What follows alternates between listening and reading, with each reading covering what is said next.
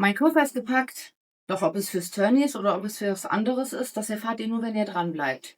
Viel Spaß beim Zuschauen.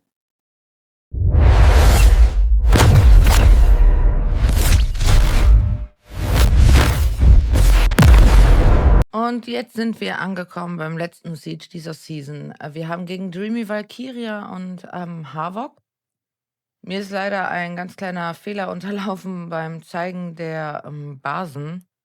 Ich habe immer nur die erste Dev gezeigt. Das war aber auch einfach, weil ich aufgeregt war. Es ist der letzte Siege und ja, da hat man andere Gedanken und hofft natürlich, dass man auch ins Tourney kommt. Ob wir das geschafft haben, werdet ihr dann natürlich später erfahren. Ich habe mir dann für meinen ersten Fight direkt gedacht, dass ich das nehme, Elisa, Robo und Konrad. Ich habe es, glaube ich, am Anfang meiner Videos schon mal gezeigt, aber es, kommt halt immer drauf an. Es ergibt sich dann, je nachdem, gegen welche Dev.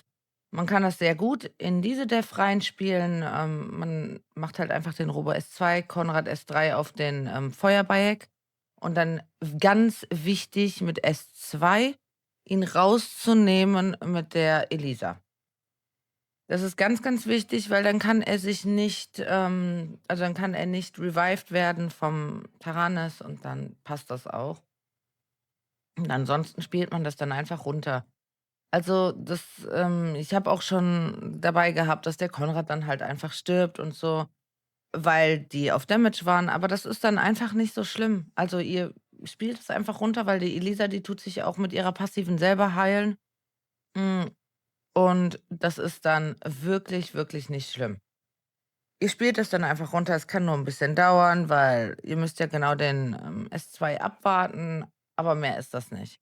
Das kann man auch noch gegen andere, Devs einsetzen. Also, früher habe ich das immer noch gegen Chandra, Taranis und, Yara oder X eingesetzt, aber ja, seitdem die meisten Leute, dann, Swift Chandra oder so spielen, habe ich mir da 'n bisschen was anderes dann ausgedacht und,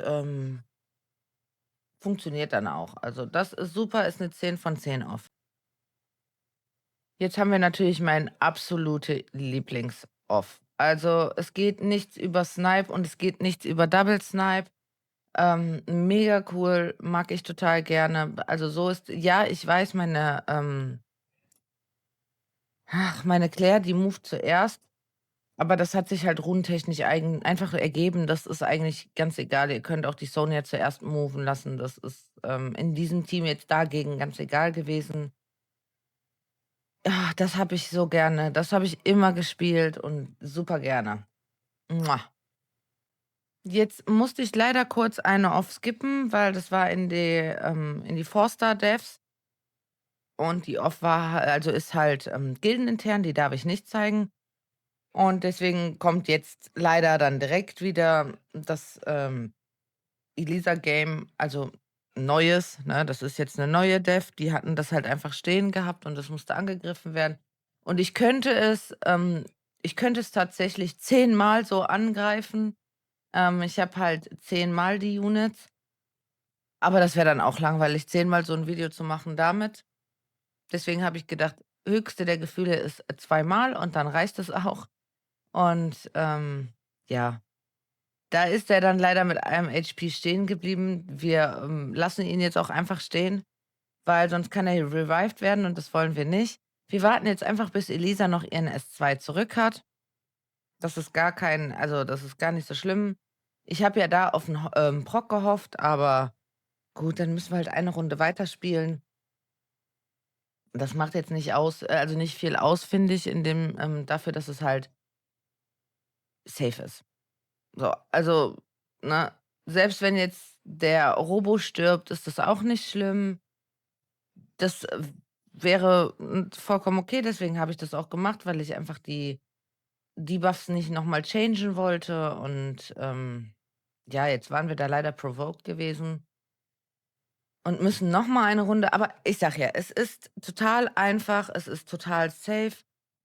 Baut aber die Elisa ein bisschen tankier, genauso wie ich das gemacht habe. Ich habe die auf, HP Slot 6, aber dass sie so ungefähr 1000, Attack anpeilt und dann halt HP. Ihr seht ja am Anfang, wie ich meine gerunnt habe.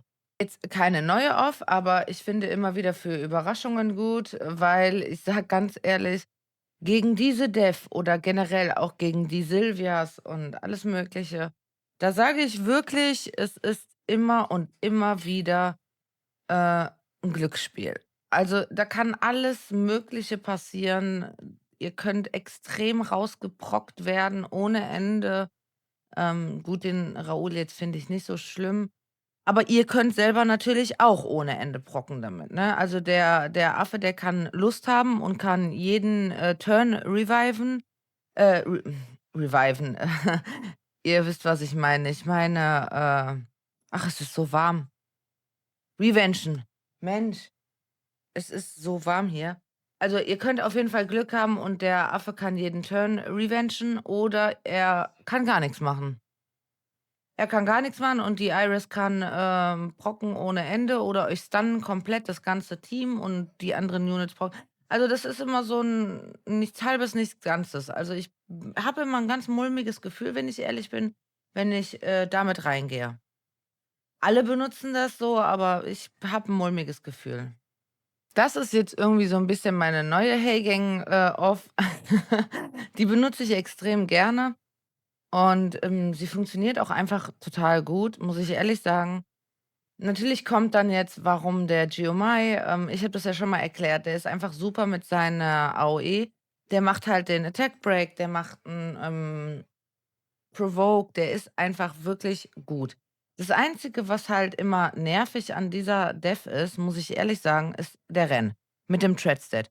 Der Treadstat nervt halt einfach extrem und, das ist aber auch so, finde ich, das Einzige, was an dieser, Dev dann und dieser Off-Konstellation nicht so gut ist, aber ansonsten also nicht, dass die Dev jetzt irgendwie schlecht ist, das meine ich damit nicht. Ich meine damit einfach, dass die Konstellation halt meiner Off in diese Dev manchmal 'n bisschen blöd ist. Vor allen Dingen, wenn der Belial dann gekillt wird und, wiederkommt und der Ren hat auf einmal den Treadstat drauf und ihr könnt den halt nicht angreifen. Das ist wirklich, ja, nervig. Aber wie ihr seht, mein Billard, der hat ja irgendwie der wird ja noch nicht mal gekillt, deswegen habe ich mich dann irgendwann mal dazu entschieden, einfach den S2 auf den, Ren zu senden, damit er dann mal irgendwann endlich weg ist und nicht mehr seinen ganzen Threat-Stat die ganze Zeit ballert. Und danach, ja, haben die sich natürlich auch entschieden, auf den Billard zu gehen. Er hatte ja weniger HP. Ist natürlich, klar. Und das Gute ist dann auch, dass die Nascha auf den Geomai gegangen ist. Der kann kein Deathbreak bekommen. Ich habe ja schon mal erklärt, der ist dann eher so wie, 'n Five-Star Windy. Also, das passt, sehr, sehr gut. Sobald der Renn einmal raus ist, seid ihr eigentlich, fein, muss ich ehrlich sagen. Da müsst ihr dann nur noch die, Nascha irgendwie runterhauen. Es ist dann natürlich nervig, wenn der Engel die ganze Zeit am Brocken ist und wieder mit Schild und alles, aber ansonsten, wenn ihr den Renn einmal raus habt, seid ihr eigentlich schon, ja, 80% durch. So, sagen wir mal so. Danach ist einfach nur noch abwarten und die Nasha Control mit der Kami. Das ist ja, ja, das ist ja nicht schwer. Den Engel lasse ich einfach immer bis zum Schluss stehen, weil der persönlich für mich jetzt nicht so großartige Problematik, macht. Deswegen, ich möchte einfach immer die Nasha weghaben als, 2. dann und dann können wir dann können wir eigentlich schon 'n Auto-Hit machen. Also, da ist dann nix mehr. Wir spielen das dann einfach nur noch jetzt aus. Ihr könnt mir ja gerne mal sagen, ob ihr das jetzt auch mittlerweile benutzt habt. Ich würde mich freuen. Und jetzt habe ich etwas ganz Schönes für euch. Ihr habt immer wieder gesagt, Herdheit, also jetzt nicht alle von euch, aber ein paar haben mich gefragt, wie man den benutzen kann. Und dann habe ich gedacht, gut, ich baue einfach mal meine ganz alte Herdheit auf. Die habe ich sehr, sehr, sehr, sehr häufig benutzt, 'n paar Seasons früher. Das ist einfach mega gut, für die Leute, die nicht wissen, wie Herdheit funktioniert. Wenn er seine 5 Stacks voll hat, klaut er beim Gegner halt 5 Stacks in Höhe der Def und Attack von sich selber. Er macht die Units dann halt einfach leer, so dass die im Prinzip hinterher Two-Shot sind oder One-Shot oder wie auch immer. Und hier ist jetzt dann auch die Beta dabei, falls einer von denen halt rausgekillt wird. Ich mache das jetzt einfach mal so, das, dauert also der Attack dauert wirklich sehr, sehr lange. Der war, in total 6 Minuten, meine ich. Damit ihr Bescheid wisst, wir machen alle leer, also wir nehmen bei allen die 10 Stacks weg und dann killen wir die nach und nach. Hier fange ich natürlich mit dem, Licht-Gandalf an, weil der sich halt revived und reviven kann und so weiter. Deswegen fange ich mit dem Licht-Gandalf an und gehe dann durch und durch. Hat halt ein bisschen, Zeit gedauert und deswegen ich tue das einfach mal vorspulen. So, jetzt ist der, Licht-Gandalf raus und die anderen haben ihre 10 Stacks verloren. Natürlich die Giselle, die macht irgendwie trotzdem noch, Schaden. Keine Ahnung, immer so.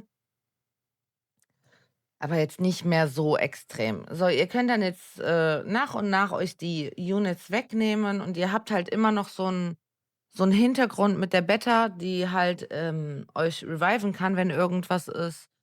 Und ich spiele es gibt Leute, die spielen den Herdite dann auf, Damage, auf Crit Rate. Ich mache das aber nicht. Ich habe den halt auf, Attack and Death. Ihr seht ja habt ja am Anfang gesehen, wie ich den geruht habe. Dafür ist aber mein Vigor auf Crit Rate. So. Und weil ich möchte halt, dass der Hertha jetzt stehen bleibt und auch 'n bisschen was aushalten kann. Und in der Regel bleibt der Vigor sowieso länger stehen. Also, könnt ihr den auf Crit Rate machen und, Destroy, wie auch immer. Das, ist dann euch überlassen. Ich würde es halt natürlich raten, ihn auf Destroy zu machen. Diese Off habe ich ganz am Anfang schon mal gezeigt. Da gab's sogar 'n Thumbnail drüber. Einfach Triple Fire ist das. Wie ihr das spielt, zeige ich euch jetzt. Also, ich habe mich da entschieden, direkt also, erstmal kurz überlegt natürlich, pushe ich den, Feuerbike jetzt hoch oder nicht? Aber war für mich dann, vollkommen okay, weil ich wollte halt einfach, dass er definitiv, tja, zuerst moved. Hätte er auch, habe ich total vergessen. Vielleicht wäre sogar besser gewesen, wenn der, Wähler zuerst moved, ähm, bei den ganzen Procs, die immer da haben. Aber gut, ist ja egal. Auf jeden Fall. Wir spielen das so, ich habe zuerst die, Fiona rausgenommen und danach nach und nach die Units nehme ich mir dann, ich weiß nicht, ich habe überlegt, was diese Dev, getrappt hat.